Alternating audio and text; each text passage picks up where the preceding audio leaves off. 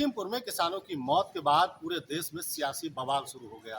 राजधानी लखनऊ में जहां अखिलेश यादव लखीमपुर पहुंचने की तैयारी में थे, पुलिस ने उनको डिटेन किया गया। वहीं प्रियंका गांधी सीतापुर की पुलिस लाइन में रखी गई। पश्चिम उत्तर प्रदेश के कद्दावर नेता जयंत चौधरी डिटेन किया गया। कहीं ना कहीं पूरे जिले की सीमाओं को सील किया गया, धारा 144 लगाई गई।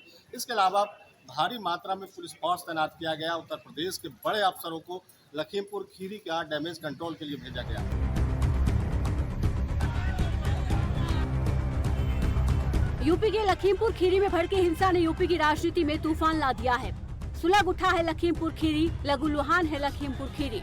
लखीमपुर खीरी में इस बार एक नहीं, दो नहीं, बल्कि 4 किसानों की मौत हुई है और इल्जाम लगा है केंद्रीय गृह राज्य मंत्री अजय मिश्रा के बेटे आशीष मिश्रा पर, जिसके खिलाफ तिकोनिया थाने में एफआईआर दर्ज करवा दी गई है।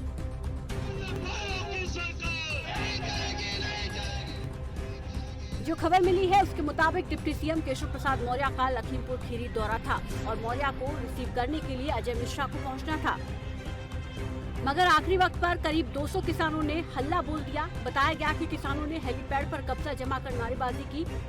इधर आरोपों के मुताबिक अजय मिश्रा के खिलाफ किसानों ने बिल्कुल बजा दिया है, जिसके चलते किसानों ने पहले तो आशीष मिश्रा को काले झंडे दिखाए। उसके बाद आशीष मिश्र के समर्थकों के साथ किसानों की झड़प हो गई और नतीजा 4 किसानों, 3 बीजेपी कार्यकर्ता और आशीष मिश्र के गाड़ी चालक की मौत हो गई। यूपी में सियासी बवाल मचा हुआ है, जिसका असर राजधानी लखनऊ में नजर आने लगा है। लखीमपुर खीरी में हुए हिंसक टकराव ने मानो चुनावी माहौल को और गर्म कर दिया है।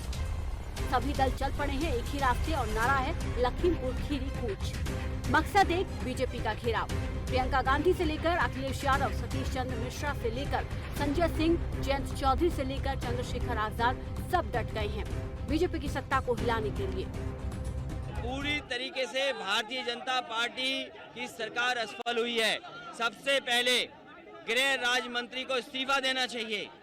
गृह राज्य मंत्री के साथ साथ जो मुख्यमंत्री उप थे उनका कार्यक्रम था, जिनकी जिम्मेदारी थी कि कानून व्यवस्था बिगड़े नहीं, जब पूरी जानकारी थी तो आखिरकार वो जिम्मेदारी से कैसे हट सकते हैं, उनको भी इस्तीफा देना चाहिए। कांग्रेस महासचिव प्रियंका गांधी किसानों से मिलने के लिए रविवार की रात लखीमपुर खीरी रवाना हो गई थी। सूबे की पुलिस ने प्रियंका गांधी को लखनऊ में ही घर के बाहर रोकने की कोशिश की, लेकिन वो गाड़ी से उतरकर पैदल ही चल दी। कि जिस तरह से इस देश में किसानों को कुचला जा रहा है, तो एकदम उसके लिए लफ्ज ही नहीं है। कई महीनों से किसान अपनी आवाज उठा रहा है कि उसके साथ गलत हो रहा है, सरकार सुनने को राजी नहीं है। लखीमपुर खीरी हिंसा में बेटे का नाम आने पर केंद्रीय गृह राज्य मंत्री अजय मिश्रा ने सफाई भी दी है। हमारे क्षेत्र के हजारों लोग इस कार्यक्रम में प्रतिवर्ष शामिल होते हैं। उसी कार्यक्रम के सिलसिले में मैं भी अपने गांव जा रहा था और हमारे साथ में उस कार्यक्रम के मुख्य अतिथि हम आदरणीय उप मुख्यमंत्री केशव प्रसाद जी भी जा रहे थे। लेकिन इसी दौरान यहाँ के जो किसानों के नाम पर आंदोलन कुछ लोग कर रहे हैं, उन लोगों ने वहाँ पर धरना प्रदर्शन करने की एक योजना बनाई। हमारे कार्यकर्ताओं की हत्या हुई है और जो वहाँ से जानकारियाँ मिल रही उनके आधार पर मैंने देखा है, और जो वीडियो में स्पष्ट है कि कुछ लोग ऐसे मार रहे हैं, गाड़ियों को जला रहे हैं, और उसके साथ साथ कुछ लोग ऐसे जिनकी हत्या हो गई है उनको पीट कर ये भी कह रहे हैं कि तुम मंत्री जी का नाम लो, ये कहो कि उन्होंने कुचलने के लिए कहा। इस तरह की बातें भी उन लोगों ने की है। लेकिन हमारे कार्यकर्ताओं की जो हत्या हुई है वो बेहद दुखद है।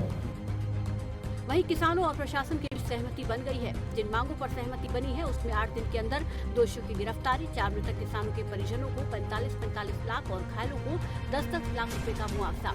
इसके अलावा घर के एक सदस्य को योग्यता के आधार पर नौकरी दी जाएगी और साथ ही मामले की जांच हाईकोर्ट के रिटायर्ड जज करेंगे।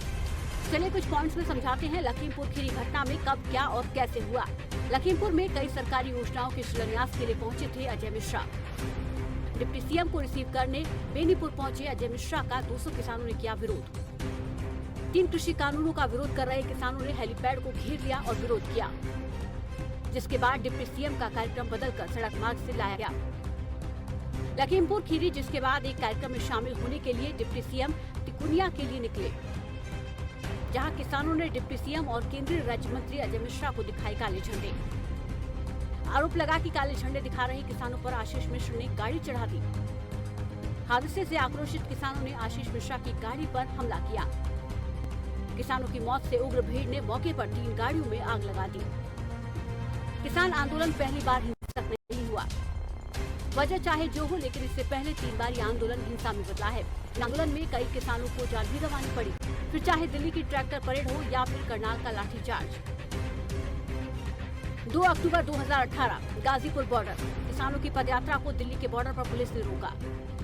किसानों पर आंसू गैस के गोले बरसाए गए। किसानों पर पुलिस ने लाठीचार्ज भी किया।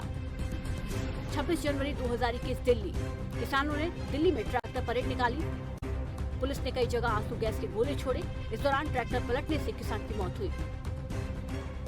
28 अगस्त 2021 करनाल में किसानों ने सीएम मनोहर लाल का विरोध किया। इस दौरान किसानों पर लाठीचार्ज किया गया। एक किसान की मौत हुई। किसान की मौत आरोप पुलिस पर लगा। 3 अक्टूबर 2021 लखीमपुर खीरी, केंद्रीय गृह राज्य मंत्री के विवादित बयान पर भड़के किसानों ने अजय मिश्रा के बेटे आशीष मिश्रा का किया विरोध। 4 किसानों पर आशीष मिश्रा की गाड़ी चढ़ाने का आरोप। बेकाबू किसानों ने 2 गाड़ियों में लगाई आग। इस बार किसान आंदोलन के चलते बीजेपी का समीकरण गड़बड़ाया हुआ है।